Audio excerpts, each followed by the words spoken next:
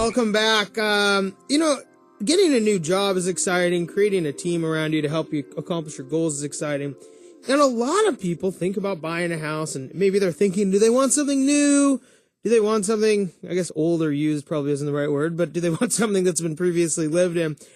Ken Nash joins us, realtor with Windermere, who is not only an internet marketing specialist, but a Windermere Premier Property Associate who works with investors, buyers, sellers, builders, and developers all on the east side. Well, welcome, Ken. How are you? I'm good, thanks. Yeah, well, I'm glad you're here. Yep. You are too. Testing. Yeah. Bueller's, I think, what we do. Okay. So Ken, talk a little bit about new construction and what's kind of going on in that market. Mm-hmm. Yeah. But, in general, what I'm seeing are on the east side, there's three trends. One really is towards taller houses on smaller lots, which is significantly different than in the past, where, McMansions or larger houses. And those same houses closer in, closer to the city centers, there's a real push towards higher density closer in. Another trend is more remote neighborhoods with keeping the larger lots and sizable houses, but saving money by targeting kind of a lower spec level, lower finishes, to keep the price down. So it sounds like if you're closer in, people are willing to sacrifice the yard, which, in other parts of the country, yards, you go to other parts of the country, people aren't so worried about these huge yards. I feel like in Seattle, we've kind of been, I don't know, we've almost taken for granted that people have had these lavish yards, but the reality is that sometimes that's more maintenance than people want. Right. And I've seen in the new construction also that a little bit of that trend to just, we don't need a 14,000 square foot lot. Yeah, I think that's exactly right. The trend is definitely is, well, because of the higher density, push, there are smaller lots with smaller houses. You get these taller houses on smaller lots with low maintenance yards, sustainable yards with, and the goal, I think, really is as people work more, they want to have more free time and not spend it maintaining their house. Yeah, in fact, if you're listening, we talked about that last hour, this element of convenience that people are going for. Right. Is that part of the attitude of new construction buyers? Is there a convenience factor, knowing it's going to be fixed? Or I guess, what is the attitude of buyers in new construction now versus maybe, 4 years ago when, hey, pay the gardener, hey, pay whoever, woohoo, money's free. Right. I think that buyers today are searching for value. The frills and fancy finishes are secondary to location. Location's always been important. Yeah, no, definitely. But I think what I'm saying is they are willing to sacrifice things that they thought they need it turns out they don't need. If the value is there. Lower price, lower interest rates are really generating kind of a real motivation to buy, and to buy now instead of later. And so when you have this motivation coupled with, as you talked about, maybe these lower grade finishes, right? I mean, maybe you're getting the Ken Air instead of the Sub-Zero. Or Ken Air, is that the thing? What do I have in my house? It doesn't matter. But maybe, whatever, you have different faucets, these less expensive things, but now you get maybe the exact house you want. And that's kind of what you're seeing? I am, yeah. And another thing that brings to mind is that there were projects that were started that were not finished, and now they're being restarted. Same houses, they look the same from the exterior, but the interiors are much different. And what the builders are able to do is, first of all, they picked up the property for a lower price, and now they're finishing it for a lower price and selling it for a lower price.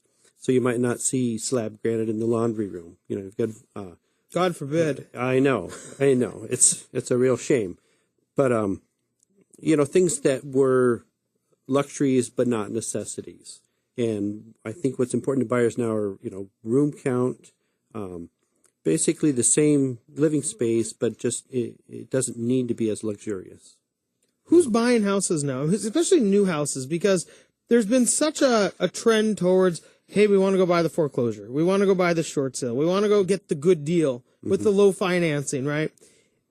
Who's buying the newer houses? I would say that in general, the buyers are more conservative. They're people that have been waiting. They have money for a down payment. They're conservative. They have jobs. They have verifiable income. They have other assets, and they've decided. It's just there's no reason to wait longer. You can time. You can know when the bottom was if you wait till after it's all over. It's only in the rearview mirror. Yeah, well, and look exactly. at mortgage rates; they're up almost 0.5% in the last 3 weeks to a month. Right, exactly, and that's what I'm seeing too. Is that rates around 4, slightly under 4. If the rate is an increase by 2%, it makes a difference of $200 or $300 a month. If it goes up to 6 or 8 or 10%, there's a huge difference in the monthly payment, which translates into affordability and debt to income ratios, and really how much house you can buy.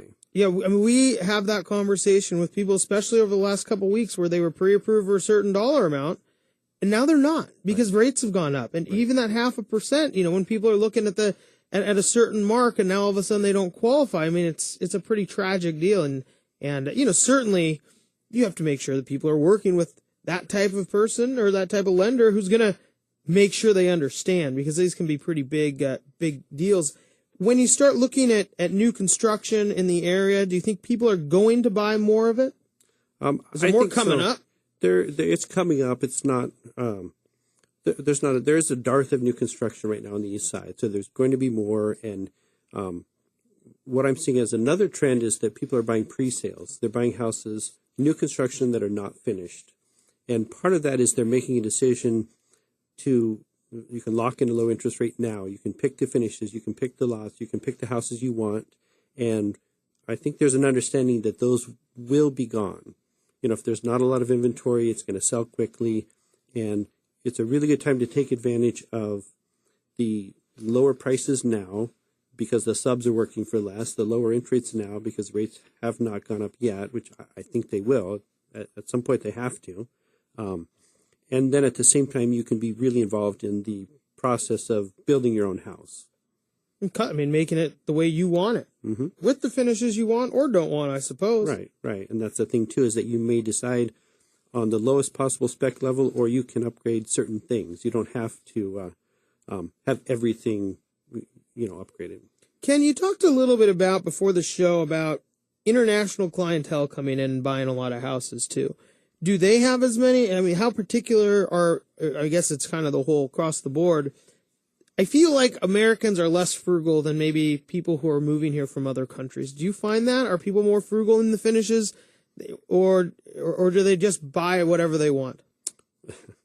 Well, I haven't met anyone that just buys whatever they want, unless they really do have an unlimited budget. But I think in general, it's international clients and local clients. It's more of not so much where they're from, but their mindset, the type of work they do, the type of personality they have. And in general, all of the buyers I'm seeing are much more frugal. They're much more realistic. And really you're thinking of the purchase when they make it as a long-term decision. It's not a matter of, I'll buy this and I'll live for 2-3 years. And if I'm not happy, I'll just resell it. They're much more conservative. Yeah, and I think you have to be, and I think it's a good thing that people are. Well, Ken, thanks so much for joining us. We have to go to break. That's Ken Nash, realtor with Windermere Real Estate, helping people all over the east side.